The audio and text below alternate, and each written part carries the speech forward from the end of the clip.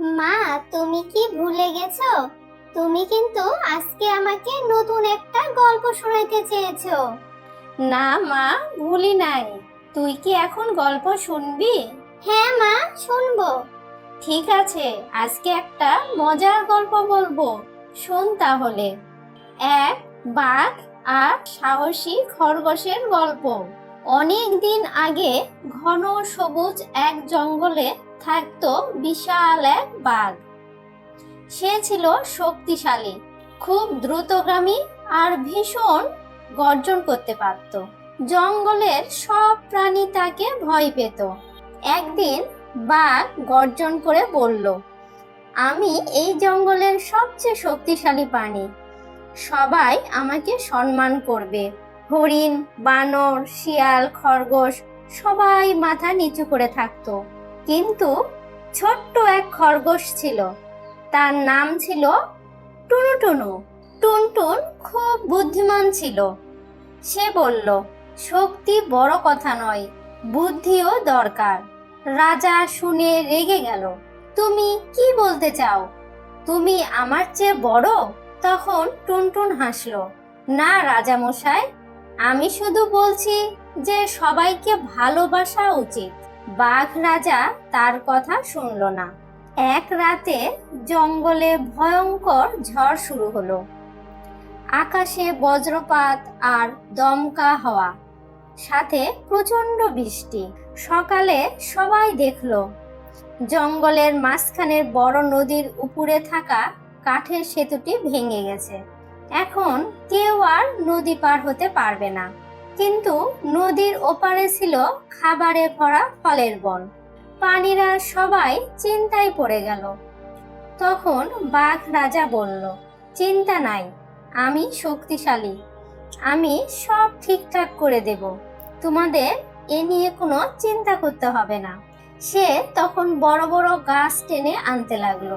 কিন্তু নদীর স্রোত এত বেশি ছিল যে সব গাছ ভেসে নিয়ে গেল। বাঘ রাজা তো হতাশ হয়ে গেল। টুনটুন বলল, রাজা মশাই, আমাকে একটা সুযোগ দিন। সবাই অবাক, তুমি এত ছোট, তুমি কি করবে? টুনটুন নদীর পাশে ঘুরে ঘুরে দেখলো। তারপর কি করলো, তারপর বানরদের ডাকলো, তোমরা কি লতা সংগ্রহ করতে পারো? বানররা অনেক লতা এনে দিল। তারপর টুনটুন হাতিদের বলল, আচ্ছা, তোমরা কি মোটা গাছের গুড়ি আনতে পারো? হাতিরা সাথে সাথে গুড়ি এনে দিল। টুনটুন সবার কাজ ভাগ করে দিল। কেউ লতা বাঁধলো, কেউ গুড়ি সাজালো। সারাদিন পরিশ্রমের পর একটা নতুন সেতু তৈরি হলো। সব প্রাণী আনন্দে চিৎকার করে উঠল। তখন বাঘ রাজা অবাক হয়ে গেল। কয়েকদিন পর খবর এলো, জঙ্গলের গভীরে একটা গাছে সোনালী রঙের আম ধরেছে। যে আম খাবে সে একদিনের জন্য বিশেষ ক্ষমতা পাবে। সব প্রাণী সেই আম দেখতে গেল। কিন্তু গাছটি ছিল একটি গুহার সামনে। গুহার ভিতর থেকে অদ্ভুত আওয়াজ আসছিল, হুম হুম, এরকম আওয়াজ। প্রাণীরা ভয় পেয়ে পালিয়ে গেল। কেবল বাঘ রাজা আর টুনটুন রইল। রাজা বলল, আমি ভয় পাই না। এই বলে সে গুহার ভিতরে ঢুকলো। কিন্তু কিছুক্ষণের মধ্যে চিৎকার করে বেরিয়ে এলো, ওখানে নিশ্চয়ই কোনো কিছু একটা আছে, হয়তো দানবও হতে পারে। টুনটুন সাহস করে ঢুকলো। সে দেখে গুহার ভেতরে একটি বুড়ো ভাল্লুক আটকে আছে। একটি পাথর তার পথ বন্ধ করে দিয়েছে। ভাল্লুক বলল, আমি দানব নই, সাহায্য করো। টুনটুন বাহিরে এসে সবাইকে ডাকলো। এবার বাঘ রাজা নিজের শক্তি ব্যবহার করলো। সে বড় পাথরটি সরিয়ে দিল। ভাল্লুক মুক্ত হলো। ভাল্লুক দাদু খুশি হয়ে বলল, তোমরা আমাকে বাঁচিয়েছো। আমি তোমাদের আজকে একটি গোপন কথা বলবো। সে জানালো, জঙ্গলের উত্তরে একটি শুকিয়ে যাওয়া ঝর্ণা আছে।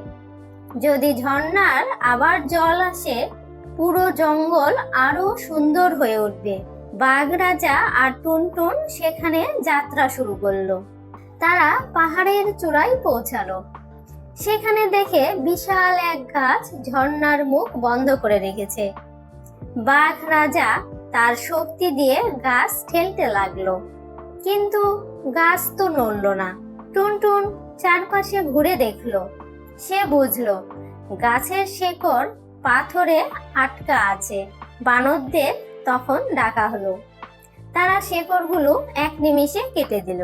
এবার বাঘ রাজা ধাক্কা দিতেই গাছ সরে গেল। হঠাৎ ঝর্ণা থেকে জলের প্রবল ধারা বেরিয়ে এলো। চারিদিকে তো আনন্দের ধ্বনি উঠল। জল ফিরে আসায় ফুল ফুটতে লাগলো, পাখিরা সব গান গাইতে লাগলো। সব প্রাণী একটি বড় উৎসবের আয়োজন করলো, আর সেখানে বাঘ রাজাকে সম্মান জানানো হলো। কিন্তু বাঘ রাজা উঠে বলল, আজকের আসল নায়ক আমি কিন্তু নয়। সবাই অবাক। সে টুনটুনকে সামনে নিয়ে এলো। আমি শক্তিশালী হতে পারি, কিন্তু টুনটুন আমাকে শিখিয়েছে যে বুদ্ধি, সহযোগিতা আর দয়া এই হলো সবচেয়ে বড় শক্তি। সব প্রাণী হাততালি দিল। টুনটুন লজ্জা পেয়ে হাসলো। হঠাৎ আকাশে একটি রঙিন ঘুড়ি উঠতে দেখলো। ঘুড়ির সাথে একটি চিঠি বাঁধা ছিল। চিঠিতে লেখা ছিল, দূরের পাহাড়ে একটি হারানো ধন লুকানো আছে। সব প্রাণী উত্তেজিত হয়ে উঠল। বাঘ রাজা বলল, চলো আমরা এখন নতুন অভিযানে যাই। টুনটুন হাসলো, হ্যাঁ, এবারও আমরা একসাথে যাব। সব প্রাণী গান গাইতে গাইতে পাহাড়ের দিকে রওনা দিল। সূর্য তখন ধীরে ধীরে অস্ত যেতে লাগলো। জঙ্গল ভরে উঠল হাসি আর আনন্দে। শুধু শক্তিই নয়, বুদ্ধি, বন্ধুত্ব এবং একসাথে কাজ করার মনোভাবে সবাইকে সত্যিকারের শক্তি যোগায়। শুনেছিস মা আজকের গল্পটি? হ্যাঁ মা, শুনেছি। তুমি ঠিকই বলেছো, শুধু শক্তির দ্বারা কিছুই সম্ভব নয়, বুদ্ধিরও প্রয়োজন আছে। এবং সবাই একসাথে সবার বুদ্ধি দিয়ে যদি কাজ করি আমরা, তাহলে সবাই ভালো কিছু করতে পারবো।